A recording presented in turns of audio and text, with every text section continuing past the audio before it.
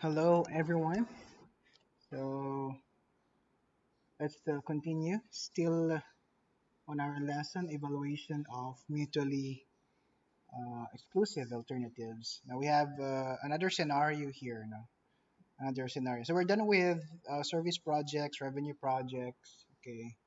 So we know there are differences in how we evaluate and analyze these projects. Now, in order for us to choose a project that would uh, give us the highest revenue for for revenue projects and least cost for service projects. Now, here's another case.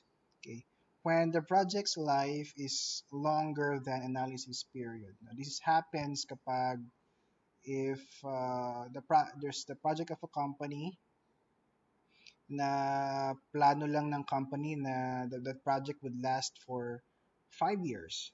But the equipment or the system you're going to purchase would have a service life that is longer than 5 years. No, so say for example 10 years. So how do we analyze such situations? No? We have an example here. No, consider the case of a firm that undertakes a 5-year production project or plans to phase out the production at the end of 5 years. So hanggang 5 years lang siya. When all of the alternative equipment choices have useful lives of 7 years. Okay? So 5 years mo lang siya kailangan, pero yung equipment, 7 years yung useful life niya. So in such case, we analyze each project only for as long as the required service period.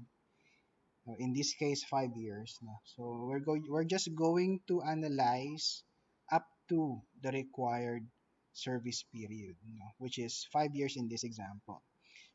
We are then left with some unused portion of the equipment, in this case 2 years worth, which we include as book value. Now we have this, I think we have discussed book value before in our discussion under depreciation methods. Now, book value in our analysis. Book value is the amount of money for which the equipment could be sold after its service life to the project has been rendered. Okay, so we often find this scenario, project lives that are longer than the analysis period in the construction industry. So yung mga civil engineers, no? We are building a project that have a relatively short completion time. Meron akong typo dun relatively short completion time, but the equipment purchase, such as power tools, tractors, mga heavy equipment, has a much longer useful life. No? So, yan. So, mas matagal yung useful life ng mga equipment natin compared dun sa duration ng project. So, we often find this scenario in the construction industry. Okay, so ano yung gagawin natin? Okay, still we're going to use the different methods we have discussed before. IRR, present worth. We can use all of those things. Okay, pero we're going to discuss uh, several methods as we solve problems na relative to this topic. Okay, so but still we're going to use yung mga methods natin na ginamit sa service projects, revenue projects, or in the previous chapter. Okay, so may konting modifications lang due to this kind of scenario. No? Okay, so let's try to have an example. Okay, just to illustrate how we analyze or evaluate alternatives or projects in this kind of scenario when the project life is longer than the analysis period. So quite a long problem, but the solution I think is uh, simple. No? So COE company got permission to harvest mahogany from one of its timberland tracts. It is considering purchasing a feller buncher, which has the ability to hold, saw, and place trees in bunches to be skidded to the landing. The logging operation on this timberland track must be completed in 3 years. So take note, 3 years lang in completion period. So COE could speed up the logging operation, but doing so is not desirable because the market demand of the timber does not warrant such haste. Because the logging operation is to be done in wet conditions, this task requires a specially made feller buncher with high flotation tires and other devices designed to reduce site impact. So there are two possible models for a feller buncher that COE could purchase for this job. So take note that the duration of the job is just 3 years. So Model A is a 2-year-old used piece of equipment, whereas Model B is a brand new machine. Okay,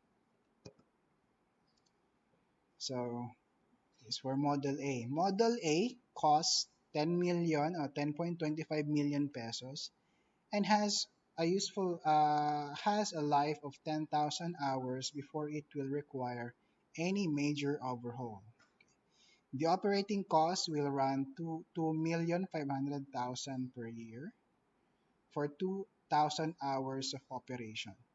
Okay. So at this operational rate, the unit will be operable for 5 years. So kapag 2,000 hours per year, so since meron naman siyang 10,000 hours na useful life before it requires any major overhaul, so which means that kung 10,000 hours yun, ibig sabihin 2,000 hours per year yung operation. Ibig sabihin, ang life ng Model A for this particular purpose is 5 years. No? And at the end of the time, it is estimated that the salvage value will be 3.75 million pesos. So after 5 years, meron siyang salvage value na 3.75 million pesos. Okay? So next, the more efficient model, kasi mas bago nga, okay, Model B, cost 13.75 million pesos, has a life of 14,000 hours before requiring any major overhaul, and cost 1.6 million pesos to operate for 2,000 hours per year in order to complete the job in 3 years. Okay? So, mas mahaba, of course, yung buhay niya, yung useful life niya, kasi mas bago siya. No? The estimated salvage value of the Model B at the end of 7 years is 4.75 million. Okay. So since the lifetime of either model, so either Model A or Model B, so sa Model A, 5 years siya. Sa Model B, ano yun? Ilang years sa Model B? 7 years. Okay? 7 years. Eh, ang project lang natin, yung duration, yung analysis period lang natin is 3 years. So, kailangan mong ma-harvest yung timberland tract or yung timberland, yung mga timbers in 3 years. So, 3 years lang yung analysis period natin. So, both models exceed the required service period of 3 years. Okay. So, COE company has to assume some things about the used equipment at the end of that time. So therefore, the engineers of COE estimate that after 3 years, Model A unit could be sold for 6.5 million pesos and Model B unit for 9 million pesos. After considering all tax effects, COE summarized the resulting cash flows for the projects as follows. Ito na yung summary. Ang daming sinabi, ano? Meron palang summary. Okay. So this will be the cash flow for proposal A. Okay. Cash flow natin for proposal A. And this would be a cash flow for proposal B. So take note, these are service projects. Okay? So kaya negative lahat yan kasi mga cost yan. Kasi nga, the output would be the same. Ano, pareha silang 2,000 hours. Okay? So the output would be the same every year. So magkakatalo tayo dun sa cost of operating these projects. No? So proposal A has 5 years. Ito yung salvage value ng proposal A after 5 years. So since ang project duration lang natin is 3 years, yung analysis period natin is 3 years, so ang computed book value niya after 3 years is 6.5 million as stated in the problem. Proposal B has a life of 7 years. Okay. Pero salvage value niya after 7 years is 4.75 million. Pero since ang analysis period natin ay 3 years, we have to compute for the book value at the end of 3 years. So this would be 9 million. Okay.